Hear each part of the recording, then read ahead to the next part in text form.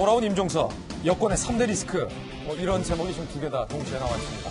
돌직구조 총선 알림판 바로 확인해 보시죠. D-84 첫 번째 총선 알림입니다. 여당 내부에서 고민이 있습니다. 현역 의원들은 김의겸, 정봉주, 문석균 이 세 사람에 대해서 어찌하오리까 현역 의원들 사이에서도 말이 많다 고민하고 있다는 겁니다. 말 많은 3인 바로 만나보시죠. 김의겸 전 청와대 대변인 전북 군산에 출마 선언을 했는데 청와대 관사에 살면서 투기를 했다라는 논란에서 지금 자유롭지 못하죠. 이른바 관테크 얘기가 나오고 있고요.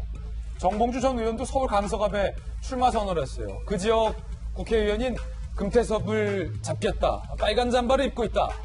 라고 비판을 하며 출마 선언을 했지만 역시 거짓말과 미투 논란에서 자유롭지 못합니다.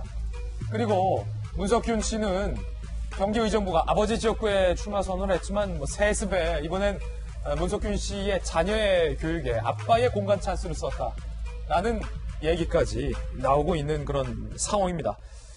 그 중에서도 특히 이 김의겸 전 대변인에 대해서 후보 자격이 또 보류된 것으로 저희 채널A의 단독 취재 결과 확인이 됐습니다. 왜냐하면 김의겸 전 대변인이 대국민 약속을 한 바가 있었는데 그 약속이 제대로 지켜지지 않았다라고 여당에서는 판단을 했다는 겁니다. 일단 김 전 대변인의 발언부터 들어보시죠.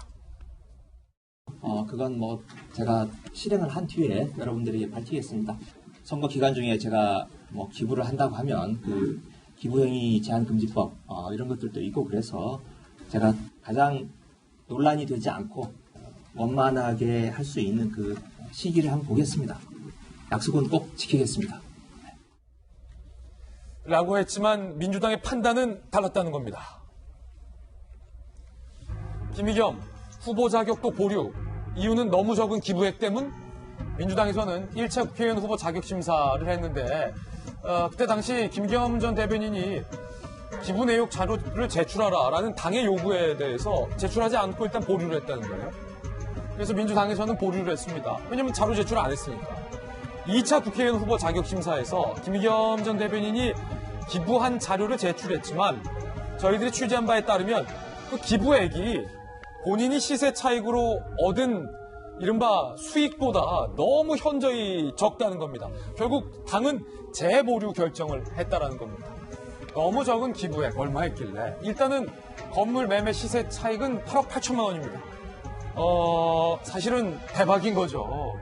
딱 그 한 번에 부동산 매매 거래로 8억 8천만 원을 벌었다. 그 자리에서 어마어마한 거죠. 그런데 김의겸 전 대변인이 여기서 금액을 많이 제했어요. 부동산 중개료 4억 2천만 원을 빼고 금융권 이자 7천만 원을 빼고 실제 기부는 3억 8천만 원 했다라고 내버린 겁니다. 그러니까 8억 8천만 원으로 얻은 이득 중에 3억 얼마만 기부를 했다는 거죠. 민주당 관계자는요. 금융비용을 제외하고 기부했기 때문에 구제를 해줘야 한다는 의견과 아니 이거를 해주는 게 맞냐라는 의견이 대립했다라고 해서 결국 보류가 됐다라는 내용이 나오고 있는 상황입니다.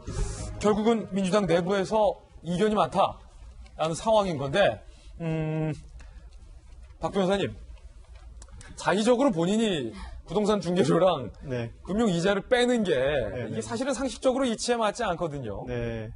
아마 김의겸 전 대변인 입장에서는 억울할 수도 있을 것 같아요. 결국 본인이 취득한 이득은 없다는 겁니다. 매매 차익 8억 8천만 원 중에서 당연히 그 부동산을 마련하는 과정에서 자신이 투여하게 된 세금, 그리고 부동산 중개료, 그리고 대출받는 과정에서 늘어나게 된 이자를 제했다는 거거든요. 그래서 내가 취득한 이익을 전부 다 빼고 기부를 했는데 왜 문제가 되느냐라고 항변을 할 수도 있을 것 같은데 또 한편 민주당 입장에서는 공천 심사를 해주는 입장에서는 기부를 하겠다. 일단은 문제가 발생했고 그리고 기부를 통해서 총선을 나가겠다고 밝힌 인사에 대해서는 좀 더 엄격한 잣대를 들이밀고 또 자신에게 즉 스스로에게 좀 더 엄격한 기준을 적용할 필요가 있다고 인식할 수 있죠.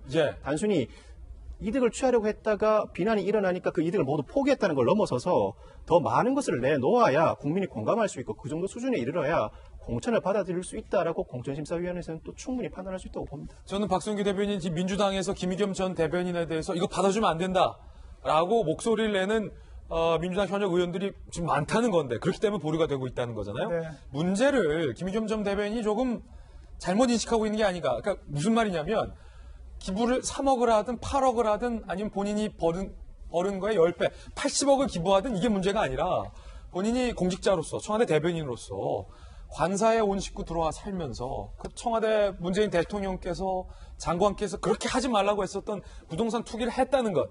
이게 지금 국민들이 보고 있는 문제인데 지금 제대로 된 문제인식을 못하고 있는 게 아닌가라는 생각이 들어요. 제가 할 얘기를 김진 앵커가 다 해주셨어요. 그렇죠. 본질은 기부하냐 아니냐가 아니죠. 기부 얘기 적고 많고 하는 건 부차적인 문제예요. 문제는 저분이 왜 물러나셨죠? 청와대 대변인에서 자발적으로 나오셨나요? 아닙니다. 정부가 가장 강하게 추진하고 있는 정책, 부동산만은 잡겠다.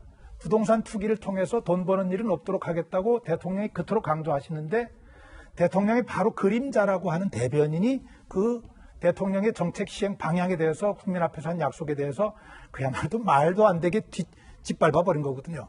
그건 공직자의 자질에 관한 문제죠. 기부에 관한 문제가 아닙니다. 우리가 본질을 봐야 되는데 그런 면에서 저는 민주당에서 기부액을 가지고 판단한다고 하는 것은 잘못됐다고 하는 말씀 하나 드리고 문재인 대통령 저도 청와대에 있었기 때문에 주변 참모진을 보면서 안타까움이 있습니다. 참모진들이 해야 하는 일은 누가 뭐래도 대통령을 빛나게 하는 일입니다. 보좌하는 일이에요.